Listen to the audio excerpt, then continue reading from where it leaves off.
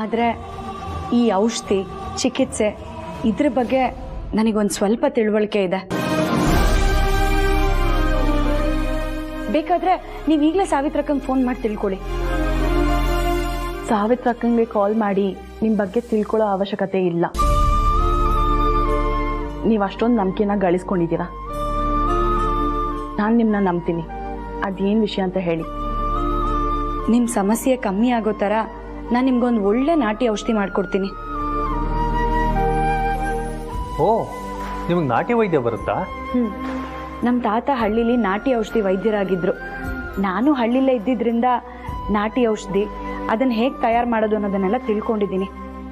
ಕಾಡಲ್ಲಿ ಸಿಗೋ ಅಪರೂಪದ ಸಸ್ಯಗಳನ್ನ ಗಿಡಮೂಲಿಕೆಗಳನ್ನ ಉಪಯೋಗಿಸ್ಕೊಂಡು ಔಷಧಿ ಹೇಗೆ ತಯಾರು ಮಾಡೋದು ಅನ್ನೋದನ್ನು ನಮ್ಮ ತಾತ ನನಗೆ ಹೇಳ್ಕೊಟ್ಟಿದ್ದಾರೆ. ನಾನು 100 ಜನಕ್ಕೆ ಚಿಕಿತ್ಸೆ ಮಾಡಿ ನಮ್ಮ ತಾತನ ಕೈಯಲ್ಲಿ ಸಹಿ ಅನ್ನಿಸ್ಕೊಂಡಿದ್ದೀನಿ. ಹಾಗಾದ್ರೆ ನೀವು ಅನುವಂಶೀಯ ವೈದ್ಯರು ಅನ್ನಿ. ಅದೇನಂತಾರೋ ಅದೆಲ್ಲ ನಂಗೆ ಗೊತ್ತಿಲ್ಲ. ಅಕ್ಕವ್ರೆ, ನಿಮ್ಮ ಸಮಸ್ಯೆಗೆ ಒಂದು ನಾಟಿ ಔಷಧಿ ಕಷಾಯನ ಮಾಡ್ಕೊಡ್ಬೇಕಾಗತ್ತೆ. ನೀವು ದಿನಕ್ಕೆ ಅದನ್ನು ಒಂದ್ಸಲ ತಗೊಂಡ್ರೆ ಸಾಕು, ರೋಗ ನಿರೋಧಕ ಶಕ್ತಿನ ಅದು ಜಾಸ್ತಿ ಮಾಡುತ್ತೆ. ಅದೊಂದು ಸರಿ ಹೋಗ್ಬಿಟ್ರೆ ಸಾಕು, ಗರ್ಭಾಶಯಕ್ಕೆ ತೊಂದರೆ ಇದ್ದ ಏನೇ ಸಮಸ್ಯೆಗಳಿದ್ರೂ ಹತೋಟಿಗೆ ಬರುತ್ತೆ. ಆ ಔಷಧಿನ ನಿಮಗೆ ಮಾಡ್ಕೊಡ್ಬೇಕು ಅಂದ್ರೆ ನನಗೆ 1-2 ದಿನ ಕಾಲಾವಕಾಶ ಕೊಡ್ಬೇಕಾಗತ್ತೆ. ನಾನು ಹಳ್ಳಿಗೆ ಹೋಗಿ ಅದನ್ನೆಲ್ಲ ತಗೊಂಡ್ಬರ್ಬೇಕು. ಆಮೇಲೆ ನಾನು ನಿಮಗೆ ಕಷಾಯ ಮಾಡ್ಕೊಡ್ಬೇಕಾಗತ್ತೆ. ಅದು ನೀವಿಬ್ರು ಪೂರ್ತಿ ಮನಸ್ಸಿಂದ ಒಪ್ಪಿದ್ರೆ ಮಾತ್ರ. ಖಂಡಿತ ಒಪ್ಕೋತೀವಿ. ನಿಮ್ಮ ಮಾತು ನನಗೆ ಎಂಥ ಧೈರ್ಯ ಆತ್ಮವಿಶ್ವಾಸ ಕೊಟ್ಟು ಗೊತ್ತಾ.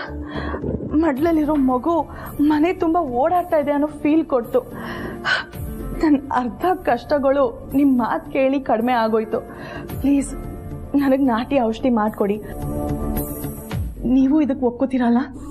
ಸಂಗೀತ, ನಿನ್ನ ಮಾತಿಗೆ ನಾನು ಯಾವತ್ತಾದ್ರೂ ಎದುರು ಮಾತಾಡಿದ್ದೀನಾ? Thank you so much Sandesh.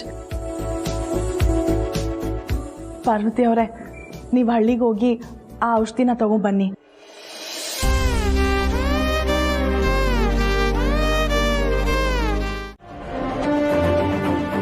ಹೋಗ್ಲಿ, ಊರಿಗೆ ಹೋಗಿ ತಲುಪಿದ ಮೇಲೆ ಸೇಫಾಗಿ ತಲುಪಿದ್ವಿ ಅಂತ ಫೋನ್ ಮಾಡಿದ್ರಾ? ಪಾರ್ವತಿ ಹೇಗಿದ್ದಾಳಂತೆ? ಅವರಿಬ್ರು ತಿಂಡಿ ತಿಂದ್ರಂತ? ಅಲ್ಲ, ಪಾರ್ವತಿ ಈಗಿರೋ ಪರಿಸ್ಥಿತಿನಲ್ಲಿ ಅವ್ರಿಗೆ ಉಳ್ಕೊಳ್ಳೋದಕ್ಕೆ ಅಲ್ಲೆಲ್ಲ ಅನುಕೂಲನೂ ಇದೆಯಂತ? ಇಲ್ಲಿ ಇಷ್ಟಲ್ದೇ ಇದ್ರು ನಮ್ಮ ಹಳ್ಳಿಲಿ ಎಲ್ಲ ವ್ಯವಸ್ಥೆ ತಕ್ಕಮಟ್ಟಿಗಿದೆ. ಊರು ತಲುಪಿದ ಕೂಡಲೇ ಫೋನ್ ಮಾಡಿದ್ರು. ಏನು ತೊಂದರೆ ಇಲ್ವಂತೆ. ಅದು ನೆಟ್ವರ್ಕು ಸರಿಯಾಗಿ ಸಿಗಲಿಲ್ಲ, ಹಾಗಾಗಿ ಜಾಸ್ತಿ ಮಾತಾಡೋಕ್ಕಾಗಲಿಲ್ಲ. ನೀವೇನು ಚಿಂತೆ ಮಾಡೋದು ಬೇಡ ಅಮ್ಮವ್ರೆ. ಎಷ್ಟು ದಿನದ ಮಟ್ಟಿಗೆ ಹೋಗಿರೋದು? ವಾಪಸ್ ಯಾವಾಗ ಬರೋದು? 2 ದಿನ ಆಗುತ್ತೆ ಅಂತಂದ್ರು. ನಾಳೆ ರಾತ್ರಿನೋ ಇಲ್ಲ ನಾಡದ್ದು ಮಧ್ಯಾಹ್ನನೋ ಬಂದ್ಬಿಡ್ಬೋದು. ಏನು, ನಾಳೆ ರಾತ್ರಿವರೆಗೂ ಹಳ್ಳಿಲೇ ಇರ್ತಾಳ? ಮತ್ತೆ ಆಟೋದಲ್ಲಿ ಕೂತ್ಕೊಂಡು ಇಷ್ಟು ದೂರ ಪ್ರಯಾಣ ಬೇರೆ ಮಾಡ್ಬೇಕು? ದೇವ್ರೆ, ನನ್ನ ಮಗ ಸೊಸೆ ಅವಳ ಹೊಟ್ಟೆಲಿರೋ ಮೊಮ್ಮಗು ಎಲ್ರೂ ಸೇಫ್ ಆಗಿ ಮನೆ ತಲುಪೋ ಹಾಗೆ ಮಾಡಪ್ಪ. ಅವ್ರಿಗೇನು ತೊಂದರೆ ಆಗದೆ ಇರ್ಲಪ್ಪ.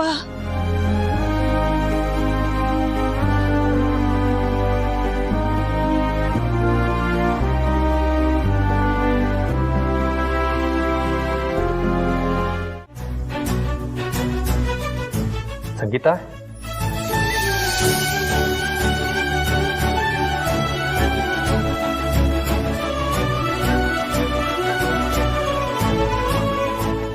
ಪಾಪ ಪಾರ್ವತಿ ಅವರು ಬಂದಿದ್ರೆ ನನಗೇನು ಬೇಕು ಅಂತ ಕೇಳ್ಕೊಂಡು ಅಡುಗೆ ಮಾಡಿ ಕೊಟ್ಟಿರೋರು. ಇನ್ನೊಂದು 2 ದಿನ ಬಂದ್ಬಿಡ್ತಾರೆ ಬಿಡು.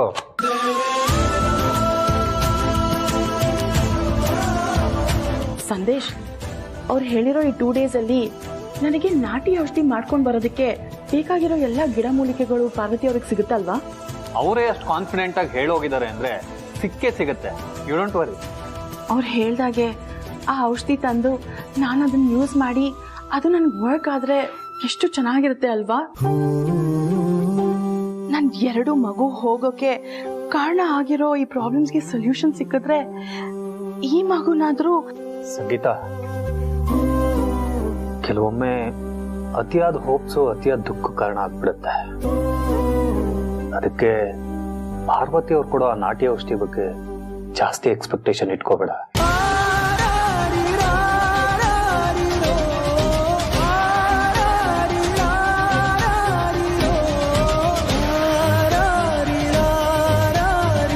ನಿಮ್ ಹಳ್ಳಿಗೆ ಹಳ್ಳಿಗ ಯಾಕಮ್ಮವ್ರೆ? ನಾನು ತಕ್ಷಣ ಪಾರ್ವತಿನ ಆ ದಿನ ನೋಡ್ಬೇಕು.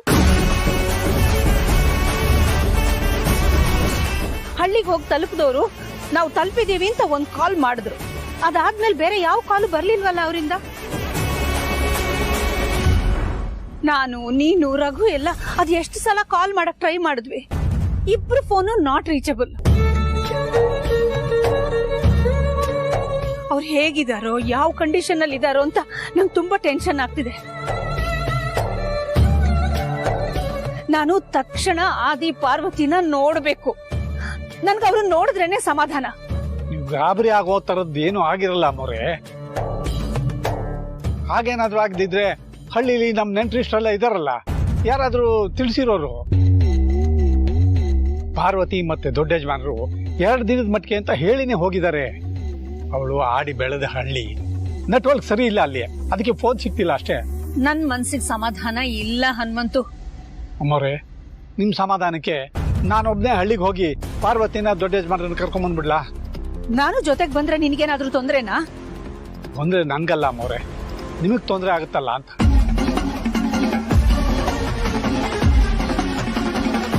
ಇಡೀ ರಾತ್ರಿ ಪ್ರಯಾಣ ಮಾಡೋದು ಸುಸ್ತಾಗತ್ತೆ ನಿಮ್ಗೆ, ಅದಕ್ಕೆ. ನಾನ್ ದೊಡ್ಡ ಸೊಸೆ ಬಸ್ರಿ, ಆದ್ರೂ ಆಟೋದಲ್ಲಿ ಪ್ರಯಾಣ ಮಾಡಿದಾಳೆ ತಾನೆ, ಅದು ರಾತ್ರಿನೇ. ಇವಾಗ ನೀನ್ ಕಾರ್ ತೆಗಿತೀಯೋ ಇಲ್ಲ ನಾನೇ ಡ್ರೈವ್ ಮಾಡ್ಕೊಂಡು ಹೋಗ್ಲು? ಕೀ ಕೊಡು. ಸರಿ ಅಮ್ಮವ್ರೆ, ತೆಗಿತೀನಿ. ಅಮ್ಮವ್ರೆ, ದೊಡ್ಡ ಯಜಮಾನರು ಪಾರ್ವತಿನೇ ಬಂದ್ರು.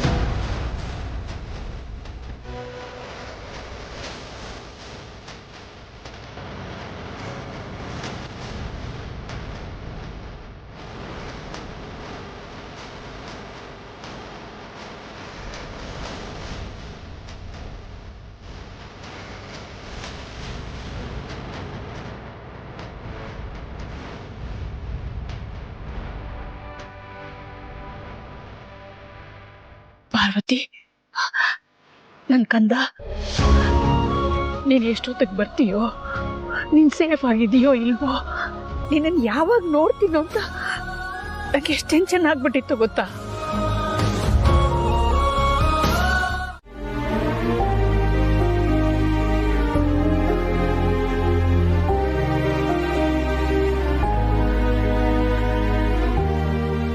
ಸಂದೇಶ್, ಈ ತಿಂಗಳು ಚೆಕಪ್ ಮಾಡಿಸಿರೋ ರಿಪೋರ್ಟ್ಸ್ ಬಂದು ಅರ್ಧ ಗಂಟೆ ಮೇಲಾಯ್ತು. ಆ ರಿಪೋರ್ಟ್ ಅಲ್ಲಿ ಏನಿದೆ ಅಂತ ನೀವು ಹೇಳ್ತಾನೆ ಇಲ್ಲ. ನೀನ್ ಮೊದಲು ಈ ರೀತಿ ಟೆನ್ಷನ್ ಮಾಡ್ಕೊಳ್ಳೋದು ನಿಲ್ಸು, ಆಮೇಲೆ ಮಿಕ್ಕಿದೆಲ್ಲ ಸರಿ ಹೋಗುತ್ತೆ. ಮಿಕ್ಕಿದೆಲ್ಲ ಸರಿ ಹೋಗುತ್ತೆ ಅಂದ್ರೆ ಅಲ್ಲಿಗೆ ಏನೋ ತಪ್ಪಾಗಿದೆ ಅಂತ. ಮೊದಲು ಈ ರಿಪೋರ್ಟ್ಸ್ ಕೊಡಿ ಪ್ಲೀಸ್. Sangeetha,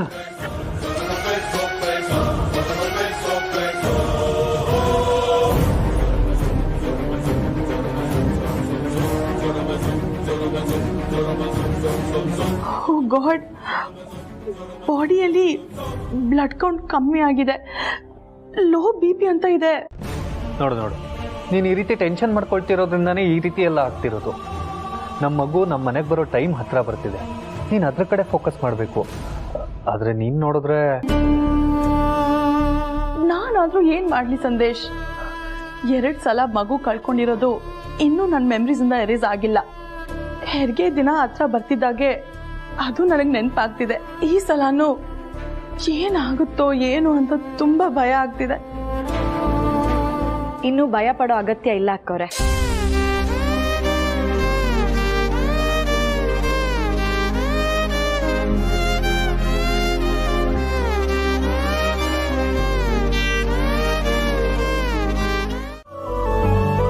okay sorry.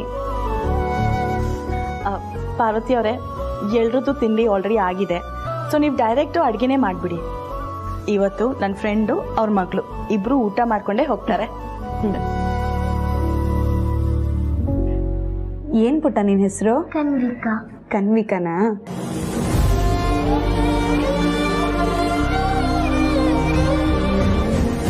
ತಗೋ ಪುಟ್ಟ, ಆಪಲ್ ತಿನ್ನು. ನನಗೆ ಅವೆಲ್ಲ ಇಷ್ಟ ಇಲ್ಲ. ಓಕೆ, ನಿಂಗೆ ಆ್ಯಪಲ್ ಬೇಡ ಅಂದರೆ ಯಾವ ಹಣ್ಣು ಬೇಕು ಅದನ್ನೇ ಕೇಳು, ಅದನ್ನ ಕೊಡಿಸ್ತೀನಿ. ನಂಗೆ ಯಾವನ್ನು ಬೇಡ. ಇವಳು ಹಣ್ಗಳೇ ತಿನ್ನಲ್ಲ ಸಂಗೀತ. ಯಾವಾಗ್ಲೂ ಚಾಕ್ಲೇಟು ಜಂಕ್ ಫುಡ್ಗೆ ಅಡಿಕ್ಟ್ ಆಗ್ಬಿಟ್ಟಿದ್ದಾಳೆ. ಇವಳು ಊಟ ಮಾಡ್ಸೋ ಅಷ್ಟರಲ್ಲಿ ಸಾಕಾಗೋಗುತ್ತೆ.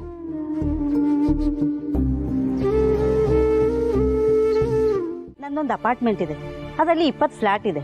ಎಲ್ಲರೂ ಬೇರೆ ಬೇರೆ ಊರಿಂದ ಬಂದಿರೋರು. ಹೆಚ್ಚು ಕಡಿಮೆ ಎಲ್ಲ ಮನೆಯಿಂದಲೂ ಒಂದೊಂದು ಮಕ್ಕಳು ಒಂದೊಂದು ಸ್ಕೂಲ್ಗೆ ಹೋಗ್ತಿದ್ದಾರೆ. ಆದರೆ ಎಲ್ಲ ಮಕ್ಕಳನ್ನು ಒಂದೇ ವ್ಯಾನಲ್ಲಿ ಕಳ್ಸಿದ್ರೆ ಚೆನ್ನಾಗಿರ್ತಿತ್ತು ಅಂತ ನಮ್ಮ ಟೆನೆಂಟ್ ಮಾತಾಡ್ತಿದ್ರು. ಅದಕ್ಕೆ ನಿಮ್ಮ ಆಟೋಲಿ ನಮ್ಮ ಅಪಾರ್ಟ್ಮೆಂಟ್ ಮಕ್ಕಳನ್ನ ಸ್ಕೂಲಿಗೆ ಬಿಡೋದು ಕರ್ಕೊಂಡು ಬರೋದು ಮಾಡ್ಬೋದಾ? ತಿಂಗಳಿಗೆ ಏನಿಲ್ಲ ಅಂದ್ರೂ ಒಂದು ಮಕ್ಕಳಿಂದ 2,000 ಸಿಗತ್ತೆ. ಖಂಡಿತ ಮೇಡಮ್.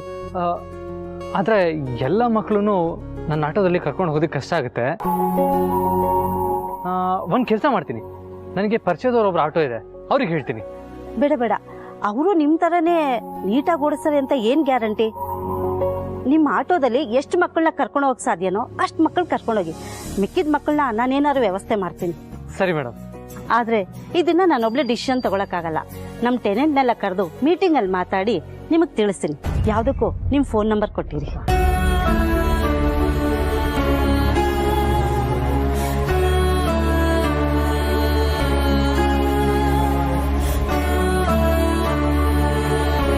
ನೀವ್ ನೋಡಿದ್ರೆ ಜನನಿಗೆ ಕೆಟ್ಟದ್ ಮಾಡಿದವ್ರನ್ನ ಯಾರನ್ನು ಸುಮ್ಮನೆ ಬಿಡಲ್ಲ ಅಂತೀರಾ.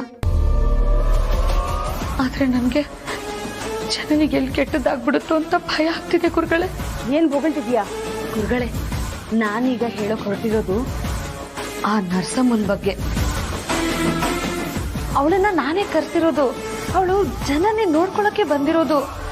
ಆದ್ರೂ ಇತ್ತೀಚೆಗೆ ಯಾಕೋ ನನಗೆ ಸ್ವಲ್ಪ ಭಯ ಆಗ್ತಿದೆ ಗುರುಗಳೇ. ನಮ್ ಜನನಿನ ಅದು ಎಷ್ಟರ ಮಟ್ಟಿಗೆ ಚೆನ್ನಾಗಿ ನೋಡ್ಕೋತಾಳೋ ಏನೋ. ಅವಳ ಬಗ್ಗೆ ತಕ್ಕ ಮಟ್ಟಿಗೆ ವಿಚಾರಿಸಿನೇ ಅವಳನ್ನ ಕರ್ಸಿದ್ದೀನಿ ನಾನು. ಆದ್ರೂ ಇತ್ತೀಚೆಗೆ ಅವಳ ನಡವಳಿಕೆ ನೋಡಿದ್ರೆ ನನಗೆ ಯಾಕೋ ಸ್ವಲ್ಪ ಅಸಮಾಧಾನ ಆಗ್ತಿದೆ. ಪ್ರತ್ಯಕ್ಷ ನೋಡಿದ್ರು ಪ್ರಮಾಣಿಸಿ ನೋಡು ಅಂತಾರೆ. ಹಂಗೆ ಅವಳ ಮೇಲೆ ಸ್ವಲ್ಪ ಜಾಸ್ತಿ ಗಮನ ಕೊಡಬೇಕು. ಯಾಕೆಂದ್ರೆ ನಮ್ಮ ಜನನಿನ ನೆಗ್ಲೆಕ್ಟ್ ಮಾಡೋಕ್ಕಾಗಲ್ವಲ್ಲ ಗುರುಗಳೇ. ನಾನು ಅದಕ್ಕೆ ಅವಳ ಮೇಲೆ ಒಂದು ಕಣ್ಣಿಟ್ಟಿದ್ದೀನಿ ಎಕ್ಸ್ಟ್ರಾ. ನೀವು ಒಂದು ಕಣ್ಣಿಟ್ಟಿದ್ರೆ ಒಳ್ಳೇದಾಗುತ್ತೆ ಗುರುಗಳೇ, ಅಲ್ವಾ?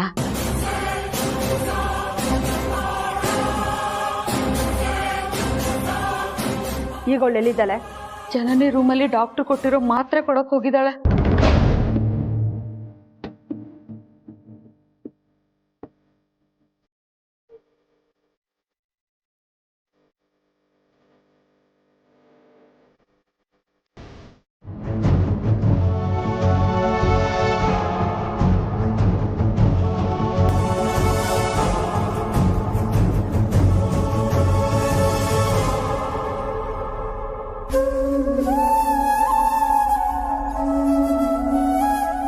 ನಾನು ಬಂದಿದ್ದೀನಿ ಅಂತ ಪಾರುಗ್ ಒಂದು ಕಾಲ್ ಮಾಡ್ಲಾ? ಬೇಡ ಬೇಡ, ಕೆಲಸ ಮುಗಿದ್ಮೇಲೆ ಅವಳೆ ಆಚೆಗೆ ಬರ್ತಾರೆ. ಈ ಲವ್ವರ್ಗೋಸ್ಕರ ಕಾಯೋದ್ರಲ್ಲಿ ಒಂದು ಹಿತವಾದ ಅನುಭವ ಇದೆ ಅಂತ ಹೇಳ್ತಾರೆ. ಆದರೆ ನನಗೆ ನನ್ನ ಹೆಂಡತಿಗೋಸ್ಕರ ಕಾಯೋದೇ ಹಿತವಾದ ಅನುಭವ.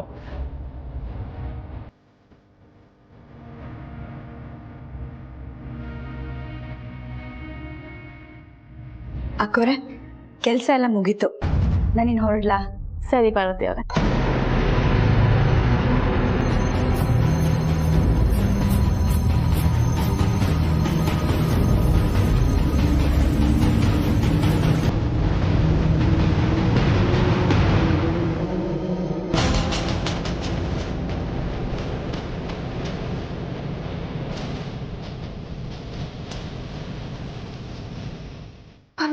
ಏನಾಯ್ತು?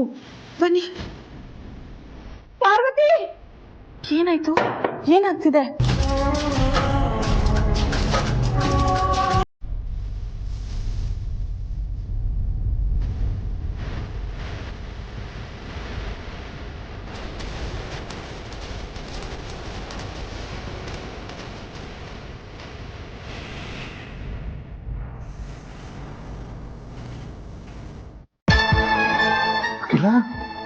ಏನಾಯ್ತು ಅಖಿಲ?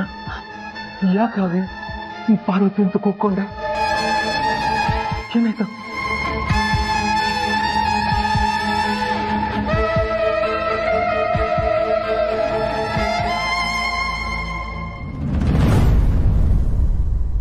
ಪ್ರೀತಿಸುವ ಹುಡುಗರನು ಯಾರು ಕಾಯಿಸಬಾರದು, ಕಾಯಿಸುವ ಹುಡುಗಿಯರ ಯಾರು ಪ್ರೀತಿಸಬಾರದು.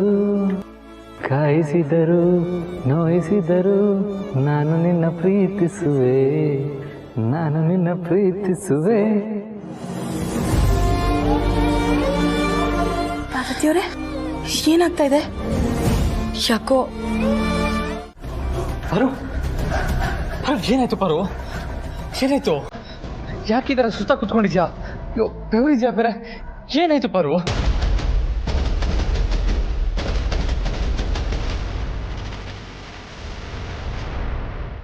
ಆದಿತ್ಯ ಅವರೇ, ನೀವು?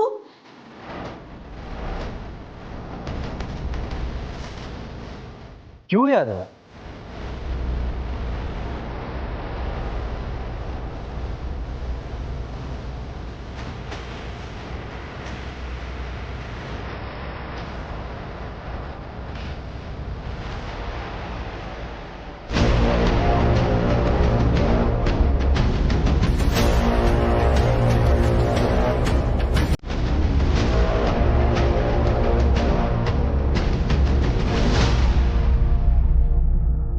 ನಮ್ಮ ಯಜಮಾನ್ರು.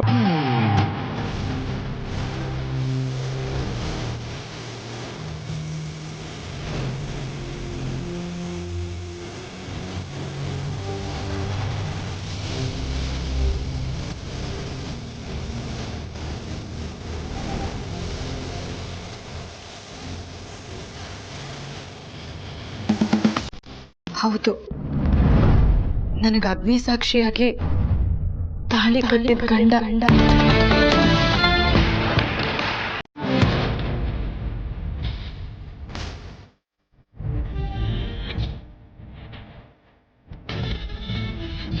ಅವಾಗ ನಾನೇ ಅವರನ್ನ ಬೇಡ ಅಂತ ಹೇಳಿ ತಡ್ತಿತ್ತು. ನಾನು ಎಲ್ಲ ಕೆಲಸ ಮುಗಿಸಿ ಹೊರಗಡೆ ಹೋಗೋವರೆಗೂ ಪಾಪ ನನಗೋಸ್ಕರ ಆಟೋ ನಿಲ್ಸ್ಕೊಂಡು ಹೊರಗಡೆನೆ ಕಾಯ್ತಾ ಇದ್ರು.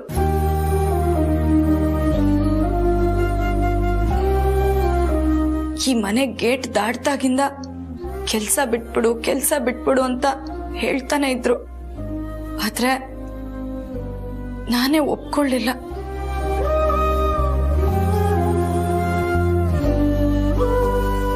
ನನಗ್ ಕೆಲ್ಸಕ್ಕೆ ಹೋಗೋದಕ್ ಬಿಡಿ ಯಜಮಾನ್ರೆ ಅಂತ ನಾನೇ ಅವ್ರನ್ನ ಗಾಡಿ ಬೇಡಿ ಒಪ್ಪಿಸ್ದೆ. ಆದ್ರೆ ಅವಾಗಿಂದ ನಮ್ಮ ಯಜಮಾನ್ರೆ ನನ್ನನ್ನ ಪ್ರತಿದಿನ ಕೆಲ್ಸಕ್ಕೆ ಕರ್ಕೊಂಡ್ ಬರೋದು, ಇಲ್ಲಿ ಕೆಲ್ಸ ಮುಗಿದ್ಮೇಲೆ ವಾಪಸ್ ಕರ್ಕೊಂಡು ಹೋಗಿ ಮನೆಗ್ ಬಿಡೋದು. ನಾನಿಲ್ಲಿ ಸಂಪಾದನೆ ಮಾಡೋ ಅರ್ಧದಷ್ಟು ಹಣನ ಅವ್ರು ನನ್ನನ್ನು ಇಲ್ಲಿ ಕರ್ಕೊಂಬಂದ್ಬಿಟ್ಟು ಕರ್ಕೊಂಡು ಹೋಗೋಷ್ಟೊತ್ತಿಗೆ ಸಂಪಾದನೆ ಮಾಡಿರೋರು. ಆದ್ರೂ ನನಗೋಸ್ಕರ ಅವ್ರು ನನ್ನನ್ನು ಇಲ್ಲಿ ಕರ್ಕೊಂಡ್ ಬಂದ್ ಬಿಡ್ತಾ ಇದ್ರು. ಪಾರ್ವತಿ ಕೂಡ ನಿಮ್ಮನೇಲಿ ಕೆಲಸ ಕಂಟಿನ್ಯೂ ಮಾಡ್ತಾ ಇರೋದು ಬರೀ ದುಡ್ಡಿಗೋಸ್ಕರ ಅಲ್ಲ ಮೇಡಮ್.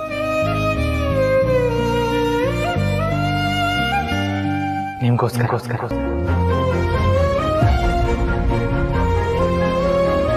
ನನ್ಗೋಸ್ಕರನಾ? ಹೌದು ಅಕ್ಕವ್ರೆ, ನನಗೂ ನಿಮ್ಮ ಹಾಗೆ ಅಮ್ಮ ಇಲ್ಲ. ಹಾಗಾಗಿ ಇಂಥ ಸಮಯದಲ್ಲಿ ಅಮ್ಮನ ನೆನಪು, ಅಮ್ಮನ ಕೈ ರುಚಿ ಎಷ್ಟು ಕಾಡುತ್ತೆ ಅಂತ ನನಗೂ ಚೆನ್ನಾಗಿ ಗೊತ್ತು.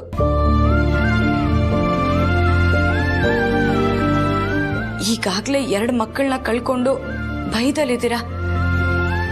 ಇಂಥ ಸಮಯದಲ್ಲಿ ನಾನು ಬಂದು ನಿಮ್ಮ ಜೊತೆ 4-5 ಗಂಟೆ ಕಾಲ ಕಳೆದು ಹೋದ್ರೆ ನಿಮಗೂ ಸಮಾಧಾನ ಆಗುತ್ತೆ ಅಂತ ಅಕ್ಕವ್ರೆ.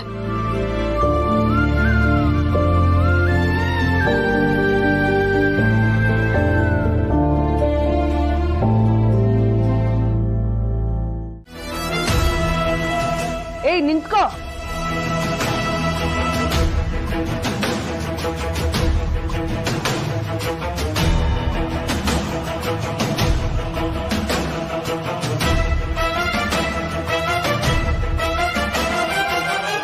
ಈ ಅನುಷ್ಕಾ ಒಂದ್ಸಲ ಕಣ್ಣಿಟ್ರೆ ಮುಗೀತು, ತಪ್ಪಿಟ್ಕೊಳ್ಳೋ ಚಾನ್ಸೇ ಇಲ್ಲ. ನಿನಗೆ ನನ್ನ ಈ ಮನೆಯಿಂದ ಆಚೆ ಹಾಕಕ್ಕೆ ತಾಕತ್ತಿಲ್ಲ ಅಂತ ಆ ರತ್ನವೇಣಿಗೆ ಚೂ ಬಿಡ್ತೀಯಾ? ಅಯ್ಯೋ ಎಷ್ಟು ಧೈರ್ಯ ನಿಂಗೆ? ಅದು ಹಂಗಲ್ಲ ಗುರುಜಿ. ಆದ್ರೆ ನಾನು ಹೆಂಗೆ ಅಂತ ಗೊತ್ತು ತಾನೆ ನಿಂಗೆ. ಗೊತ್ತಿದ್ದು ಇಂಥ ಕಿತಾಪತಿ ಮಾಡ್ತಿದ್ಯಲ್ಲ, ಯಾಕೆ ಬದುಕೋ ಆಸೆ ಇಲ್ವಾ ನಿಂಗೆ? ಅಯ್ಯೋ ತುಂಬಾ ಆಸೆ ಇದೆ ಗುರುಜಿ. 70-80 ವರ್ಷ, ಅದು ಸಂಪೂರ್ಣ ಆರೋಗ್ಯವಾಗಿ. ದೊಡ್ಡ ಆಸೆ ಇರೋಳು ಯಾಕೆ ನನ್ನ ಎದುರಾಕೊಳ್ಳೋ ಸಾಹಸ ಮಾಡಿದೆ? ಏನೋ ದೊಡ್ಡ ಕೆಲಸ ಮಾಡ್ಬಿಟ್ಟೆ ಗುರುಜಿ. ಇದೊಂದ್ಸಲ ನನ್ನ ಕ್ಷಮಿಸ್ಬಿಡಿ, ಇನ್ಯಾವತ್ತೂ ಇಂಥ ತಪ್ಪು ಮಾಡಲ್ಲ ಪ್ಲೀಸ್ ಗುರುಜಿ.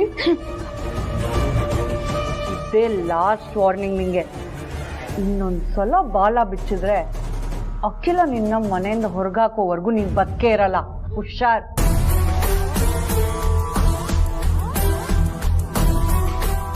ನಿನ್ನ ಮೂಲಕ ಈ ಮನೇಲಿ ಇನ್ಯಾರಿಗಾದ್ರೂ ನನ್ನ ಬಗ್ಗೆ ಗೊತ್ತಾದ್ರೆ ಅವತ್ತು ಒಂದ್ ವೇಳೆ ಅಖಿಲ ನಿನ್ನ ಕ್ಷಮಿಸಿದ್ರು ನಾನ್ ನಿನ್ನ ಕ್ಷಮಿಸಲ್ಲ. ನಿಮ್ಮ ಹತ್ರ ಕ್ಷಮೆ ಕೇಳೋ ಅಗತ್ಯ ನಮ್ ದಾಮಿನಿಗೆ ಯಾಕೆ ಬರುತ್ತೆ?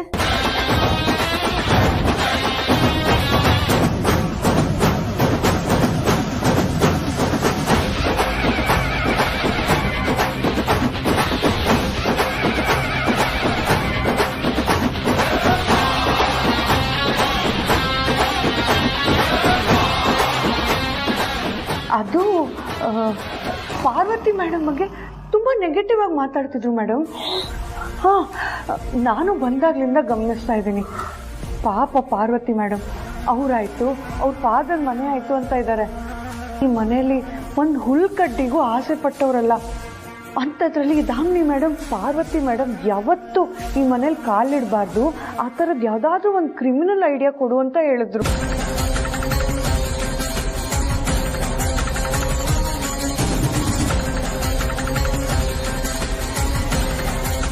ಅದಕ್ಕೆ ಮೇಡಮ್ ಒಂದು ಹೆಣ್ಣಾಗಿನೂ ನಿಮ್ಮ ಯೋಚನೆನ ಕ್ಷಮಿಸಲ್ಲ ಅಂತ ಹೇಳಿದೆ ಮೇಡಮ್, ಅಷ್ಟೇ.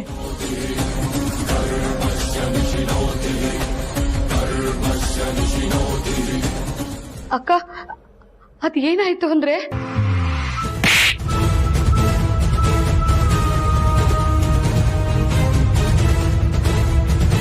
ಅದೊಂದೇ ಕಾರಣಕ್ಕೆ ನೀನು ಡೈಲಿ ಅವ್ರ ಮನೆಗೆ ಹೋಗಿ ಅವ್ರಿಗೆ ಕಷಾಯ ಮಾಡ್ಕೊಟ್ಟು ಬಾ. ಅದು ಬಿಟ್ಟು ಬೇರೆ ಎಲ್ಲ ಟೈಮಲ್ಲೂ ನೀನು ಆರಾಮಾಗಿ ರೆಸ್ಟ್ ಮಾಡಬೇಕು ಪ್ಲೀಸ್. ನಿಮಗೆ ಹೊಸ ಕೆಲಸ ಸಿಕ್ಕಿದ್ದು ನನಗೆ ತುಂಬಾನೇ ಖುಷಿಯಾಗಿದೆ ಯಜಮಾನ್ರೆ. ಹಾಗಂತ ಇವಾಗಿರೋ ಕೆಲಸ ನಾನು ಯಾಕೆ ಬಿಡಬೇಕು?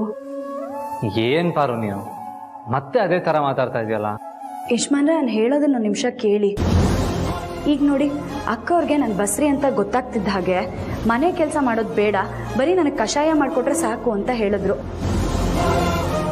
ಅಂಥ ಒಳ್ಳೆ ಜನ ನಡೆಸ್ತಾ ಇರೋ ಕಾಫಿ ಅಂಗಡಿಲಿ ಮೇಲ್ವಿಚಾರಣೆ ಕೆಲಸ ಅಂದರೆ ಅಂಥ ಕಷ್ಟ ಏನೂ ಇರಲ್ಲ ಅಲ್ವಾ? ಪಾರು, ಅಷ್ಟು ಕಷ್ಟ ಆಗಲ್ಲ ಅಂದರೆ ಎಷ್ಟೋ ಕಷ್ಟ ಹಾಗೆ ಆಗುತ್ತೆ ತಾನೇ. ಆ ಕಷ್ಟ ಯಾಕೆ ಪಡಬೇಕು? ಅದು ಅಲ್ಲದೆ ಇತ್ತೀಚೆಗೆ ಆ ರತ್ನವೇಣಿಯವ್ರ ಚುಚ್ಚು ಮಾತು ಕಾಟ ಏನೂ ಇಲ್ಲ ಅಲ್ವಾ? ಅವ್ರ ಕಾಟ ಚುಚ್ಚು ಮಾತು ಇಲ್ಲ ಅಂತಂದರೆ ಅವ್ರಿಗೆ ಯಾವ ಹೊಸ ವಿಷಯನೂ ಸಿಕ್ಕಿಲ್ಲ ಅಂತ. ನಮ್ಮ ಪರಿಸ್ಥಿತಿ ಸುಧಾರಿಸ್ತು ಅಂತ ಅಲ್ಲ ಯಜಮಾನ್ರೆ. ಆದರೆ ಇವಾಗ ಸಿಕ್ಕಿರೋ ಹೊಸ ಫಿಕ್ಸ್ ಬಾಡಿಗೆಯಿಂದ ಖಂಡಿತ ನಮ್ಮ ಪರಿಸ್ಥಿತಿ ಸುಧಾರಿಸುತ್ತಲ್ವಾ ಪಾರು? ಸಾಲದು ಯಜಮಾನ್ರೆ. ಈಗೇನೋ ಸ್ಕೂಲ್ ಇದೆ, ಸಂಪಾದನೆ ಇರುತ್ತೆ, ಮಧ್ಯದಲ್ಲಿ ಬೇಸಿಗೆ ರಜಾ, ಆ ರಜಾ, ಈ ರಜಾ ಅಂತ ತಿಂಗಳಾನ್ಗಟ್ಲೆ ರಜಾ ಇರುತ್ತೆ. ಆಗ 20,000 ಸಂಪಾದನೆ ನಿಲ್ಲುತ್ತಲ್ವಾ? ಆ ಸಮಯದಲ್ಲಿ ನಾವು 2 ಹೆಜ್ಜೆ ಮುಂದಕ್ಕೆ ಹೋದವರು ಮತ್ತೆ ಹಿಂದೆ ಬಂದು ನಿಲ್ತೀವಿ ತಾನೆ. ಹಾಗಾದ್ರೆ ನೀನು ಹೆರಿಗೆ ಆಗೋವರೆಗೂ ಕೆಲಸ ನಾನು ಬಿಡಲೇಬಾರ್ದು ಅಂತ ನಿರ್ಧಾರ ಮಾಡಿಬಿಟ್ಟಿದ್ಯಾ? ಹಾಗೇನಿಲ್ಲ ಯಜಮಾನ್ರೆ. ನನಗೂ ನನ್ನ ಹೊಟ್ಟೆಲಿರೋ ಕನ್ನಮ್ಮನ ಬಗ್ಗೆ ಕಾಳಜಿ ಇದೆ. ಆದರೆ ಯೋಗಕ್ಷೇಮಕ್ಕೆ ನಾನು ವಿಶ್ರಾಂತಿ ತಗೋಬೇಕು ಅಂತ ನನಗೂ ಗೊತ್ತಿದೆ. ಆದರೆ ಇವಾಗಲ್ಲ. ನಿಮ್ಗೆ ಒಂದು ಆಟೋ ಎರಡಾದರೂ ಆಗಲಿ, ಆವಾಗ ನಾನು ಅದ್ರ ಬಗ್ಗೆ ಯೋಚನೆ ಮಾಡ್ತೀನಿ. ಇದಕ್ಕೆ ನಾನು ಒಪ್ಪಲ್ಲ. ಯಜಮಾನ್ರೆ, ದಯವಿಟ್ಟು ಒಪ್ಕೊಳ್ಳಿ ಯಜಮಾನ್ರೆ. ನಾನು ಮುದ್ದು ಯಜಮಾನ್ರಲ್ವಾ? ಒಪ್ಕೊಳ್ಳಿ ಯಜಮಾನ್ರೆ. ಈ ಥರದ್ದು ಏನೋ ನೈಸಾಗಿ ಮಾತಾಡಿ ನನ್ನ ಬಾಯಿ ಮುಚ್ಚಿಸ್ಬಿಡ್ತೀಯ. ಸರಿ, ಆದರೆ ನಾನು ದೇವ್ರ ಹತ್ರ ಕೇಳ್ಕೊತೀನಿ, ಬಂದಿರೋ ಆಟೋ ಎರಡಾಗಲಿ ಅಂತ. ಆಮೇಲಾದರೂ ನಿನ್ನ ಕೆಲಸ ಬಿಡಲೇಬೇಕು. ಸರಿ ಯಜಮಾನ್ರೆ, ಈ ವಿಷಯನ ನೀವೇ ಅಕ್ಕೋರ್ ಗಂಡಂಗೆ ಹೇಳ್ಬಿಡಿ. ನಾನು ಈ ವಿಷಯನ ಮೊದಲು ಜನನಿಗೆ ತಿಳಿಸ್ತೀನಿ. ಪಾಪ ನಮ್ಮ ಜನನಿ ನಾನು ಅಕ್ಕೋರ್ ಮನೇಲಿ ಮನೆ ಕೆಲಸ ಮಾಡ್ತಿದ್ದದನ್ನ ನೋಡಿ ತುಂಬ ಬೇಜಾರು ಮಾಡ್ಕೊಂಡಿದ್ಲು. ಈಗ ಈ ವಿಷಯ ಅವಳಿಗೆ ಹೇಳಿದ್ರೆ ಅವಳ ಮನ್ಸಿಗೂ ನಿರಾಳ ಆಗುತ್ತೆ. ಹಾಗೆ ನಾನು ನನ್ನ ತಮ್ಮಂಗೆ ನನಗೆ ಮಕ್ಕಳನ್ನ ಸ್ಕೂಲಿಗೆ ಬಿಟ್ಟು ಕರ್ಕೊಂಬರೋ ಕೆಲಸ ಸಿಕ್ಕಿರೋದನ್ನ ಹೇಳ್ತೀನಿ. ಆದರೆ ನಿಮ್ಮ ತಮ್ಮಂಗೆ ನನ್ನ ಕೆಲಸದ ವಿಷಯ ಗೊತ್ತಿಲ್ಲ. ಗೊತ್ತಾಗೋದು ಬೇಡ ಅನ್ಸುತ್ತೆ.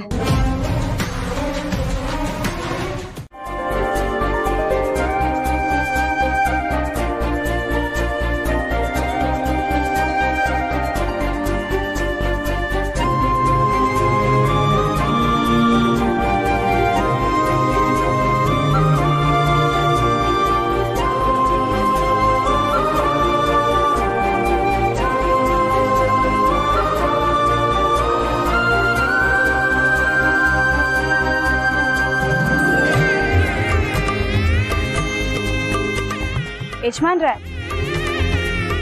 ಏನ್ ಪಾರು? ನನಗೆ ಅರ್ಸನ್ ಕೋಟೆ ಬಿಟ್ರೆ ಸಂಗೀತ ಮೇಡಮ್ ಮನೆ ಅಷ್ಟೇ ಪರಿಚಯ ಇದ್ದಿದ್ದು. ಈಗ ಈ ದೊಡ್ಡ ಜಾಗದಲ್ಲಿ ಮೇಲ್ವಿಚಾರಣೆ ಕೆಲಸ ನಿಭಾಯಿಸೋಕ್ಕಾಗುತ್ತೆ ಅಂತೀರಾ? ಪಾರು, ಒಂದು ಇಡೀ ಕುಟುಂಬನ ಅಚ್ಚುಕಟ್ಟಾಗಿ ನೋಡ್ಕೊಳ್ಳೋ ಹೆಣ್ಮಕ್ಳಿಗೆ ಈ ಕೆಫೆ ನಿಭಾಯಿಸೋದು ಕಷ್ಟ ಆಗುತ್ತಾ? ಖಂಡಿತ ಆಗಲ್ಲ. ಒಂದು ಹೆಣ್ಮಗು ಧೈರ್ಯ ಮಾಡಿದ್ರೆ ಇಡೀ ದೇಶನೇ ನಡೆಸ್ತಾಳೆ. ಅಂತದ್ರಲ್ಲಿ ಇದು ಕಷ್ಟ ಆಗುತ್ತಾ? ಏನು ತಲೆ ಕೆಡಿಸ್ಕೊಂಬೇಡ. ಧೈರ್ಯ ಹೇಳೋದನ್ನ ನಿಮ್ಮಿಂದ ಕಲಿಬೇಕು. ಕುಟುಂಬ ನಿಭಾಯಿಸೋದನ್ನ ನಿನ್ನಿಂದ ಕಲಿಬೇಕು. ಸರಿ ಪಾರು, ನಾನಿನ್ ಹೊರಡ್ತೀನಿ. ಹಲೋ, ಗುಡ್ ಮಾರ್ನಿಂಗ್ ಆದಿತ್ಯ ಅವರೇ. ನಮಸ್ಕಾರ ಪಾರ್ವತಿ ಅವರೇ. ನಮಸ್ತೆ. ಸಂಗೀತ ಫೋನ್ ಮಾಡಿದ್ಲು. ನೀವು ನಮ್ಮ ಮನೆಗೆ ಹೋಗಿ ಅವಳಿಗೆ ಕಷಾಯ ಮಾಡ್ಕೊಟ್ಟು ಅವಳ ಕಷಾಯನ ಪೂರ್ತಿ ಕುಡಿಯೋವರೆಗೂ ನೀವು ಅಲ್ಲೇ ಇದ್ರಂತೆ. ನಿಮ್ಮನ್ನ ಹಾಡಿ ಹೊಗಳುತ್ತಾ ಇದ್ಲು. ಮತ್ತೆ ನಮ್ಮ ಅಕ್ಕ ಅವ್ರ ಹೊಟ್ಟೆಲಿರೋ ಮಗು ಜವಾಬ್ದಾರಿ ವಹಿಸ್ಕೊಳ್ಳೋದು ಅಂದ್ರೆ ಏನ್ ಸುಮ್ನೆನಾ? ಅವ್ರನ್ನ ಕಣ್ಣಿನ ರೆಪ್ಪೆ ತರ ನೋಡ್ಕೊಳ್ಳೋದು ನನ್ ಜವಾಬ್ದಾರಿ ತಾನೆ. 2 ಸಲ ಅವ್ರ ಮಗು ಕಳ್ಕೊಂಡೆ ಅಂತ ಹೇಳೋದು ಈ ಸಲ ಕೊನೆ ಆಗ್ಬೇಕು. 3ನೇ ಸಲ ಅವ್ರ ಬಾಯಲ್ಲಿ ಆ ಮಾತೇ ಬರಬಾರ್ದು. ಅದಕ್ಕೆ ನನ್ನ ಕೈಯಲ್ಲಿ ಎಷ್ಟು ಸಾಧ್ಯನೋ ಅಷ್ಟು ಪ್ರಾಮಾಣಿಕವಾಗಿ ಪ್ರಯತ್ನ ಪಡ್ತೀನಿ. ಮಿಕ್ಕಿದ್ದು ಆ ದೇವ್ರ ದಯೆ. ಸರಿ ಸರ್, ನಾನೇನು ಹೊರಡ್ತೀನಿ. ಅರೆ, ಫಸ್ಟ್ ಟೈಮ್ ನಮ್ ಕೆಫೆಗೆ ಬಂದಿದ್ದೀರಾ. ಕಾಫಿ ಕುಡಿದೆ ಹೇಗೆ ಹೋಗ್ತೀರಾ? ಪ್ಲೀಸ್ ಬನ್ನಿ. ಸಾರಿ, ಈಗಲೇ ಲೇಟ್ ಆಗಿದೆ. ಹೇಗಿದ್ರು ಪಾರನ್ನ ವಾಪಸ್ ಕರ್ಕೊಂಡು ಹೋಗಿ ಬರ್ತೀನಲ್ಲ, ಅವಾಗ ಖಂಡಿತ ಕುಡಿತೀನಿ. ಸರಿ, ಆದ್ರೆ ಒಂದ್ ವಿಷಯ, ಇನ್ಮೇಲೆ ನೀವು ನಿಮ್ ಹೆಂಡತಿನ ನೋಡೋದಕ್ಕೆ ನೀವು ಕದ್ದು ಮುಚ್ಚಿ ಬರೋ ಅಗತ್ಯ ಇಲ್ಲ. ರಾಜಾರೋಷವಾಗೇ ಬರ್ಬೋದು. ಸರಿ ಸರ್. ಪಾರು, ಮಧ್ಯಾಹ್ನ ಟೈಮ್ ಸರಿಯಾಗಿ ಊಟ ಮಾಡು. ಹುಷಾರು. ಸರಿ ಯಜಮಾನ್ರೆ, ನೀವು ಅಷ್ಟೇ. ಸರಿ ಅಲ್ಲ.